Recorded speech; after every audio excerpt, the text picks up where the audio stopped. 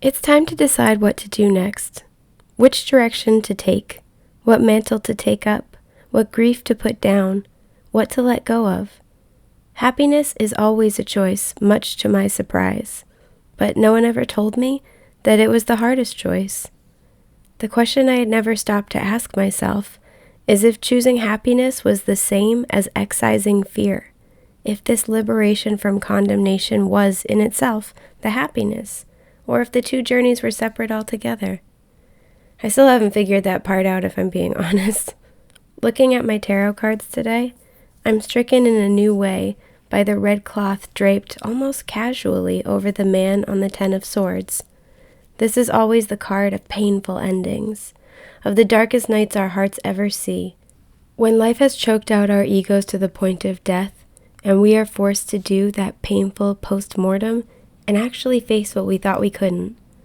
The red cloth covers the fallen self, and I finally looked at it today, noting how it was pierced by the swords just as much as his flesh. We all have moments of harrowing struggle and thunderous titanic clashes between the human and the divine that lives within us. The scarlet trappings of divine order can feel like a brand in our deepest, darkest hour. We may feel abandoned, targeted, and utterly rejected by the very cosmos itself. This is the dreaded abyss of every hero's journey.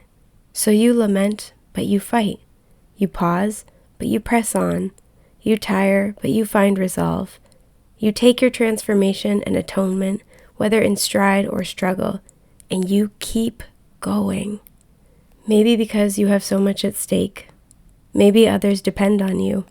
Or for some, maybe you have finally come to find that you depend on yourself.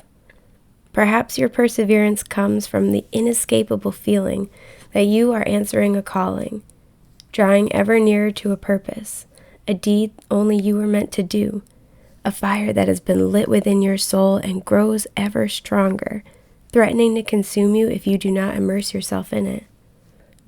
For so many of us, we have no idea of the why of it all when we are going through it. We may not even feel like a hero at all. We're just a person, unsure to some degree if we are the child of chance or conscious creation. We wander, we seek, we learn, until we don't, until we grow stagnant, until something needs to end in order for us to move forward.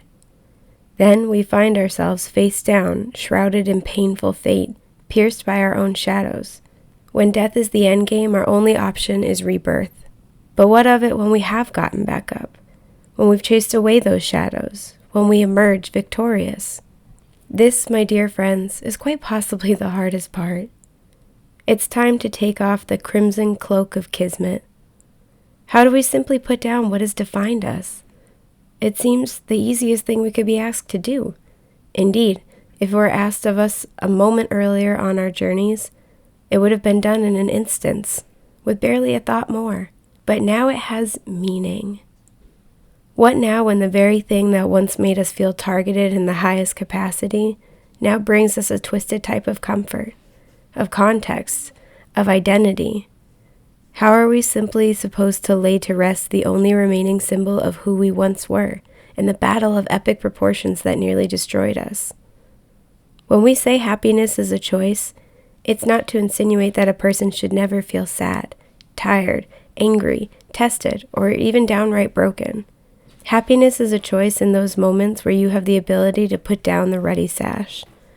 It is complicated because to release it is to bury who we were, what we knew, what we had grown used to, and to end a journey that holds significant meaning to us. It's frequently expressed that your new life will cost you your old one. This is simple in theory, but complicated in practice.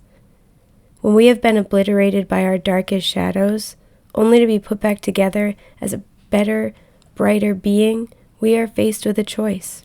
By holding on to our journey, we hold on to the comfort we crave and the last vestiges of who we used to be, even if that life, that belief system, that job, that relationship, that version of ourselves no longer sparks joy, peace, or growth within us. We choose it like all people choose their demons because it's familiar. Our devils are rarely the terrible things that are inflicted on us so much as they are the things we inflict on ourselves. The stories we tell ourselves, the truths we live by and never examine, the relationships that aren't good for us but we stay in, all in the name of comfort. The man on the Ten of Swords is face down, and understandably so, because facing the dawn, the new you, is facing the unknown. Even when you're getting what you wanted, this is always one of the most difficult and painful parts of being human, and it's okay to struggle with it. I ask you, out of love, where can you walk away from your cardinal cloth today, from who you were, in order to make room for who you are now, and who you're on your way to being? I so dearly want you to choose your own happiness today by daring to see yourselves in a new light, as someone cherished by the universe, a child of unconditional love. Sometimes I feel that we have to romanticize the struggle. Perhaps that's the entire reason why the hero's journey exists. To motivate ourselves and give context to our hardships, lest we lose faith and give up altogether. But you have a choice today, as you do every day, to stay wrapped in the tattered trappings of your old familiar self, or to take one step closer to who you are becoming. You are living moment by moment in the spaces your energy occupies. To obsess, worry, analyze, and rehash an unalterable past is the very thing that keeps you stuck there. To plan, dream, theorize, and birth a beautiful new dawn for yourself brings you into that paradise. This, of course, is simple, but rarely easy. By covering ourselves in our sanguine ceremony, we think we are wearing our battle scars prominently and proudly. We are trying to convince ourselves that the fight is over, but this is a mirage.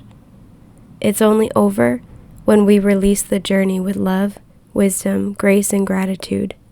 It has already served its purpose, and now you're free to venture on. Only then can we truly rise from the ashes, clean, uncovered, and brilliant as the phoenixes we are, wearing only the red of our plumage, knowing that our only true destiny is within us and our evolution.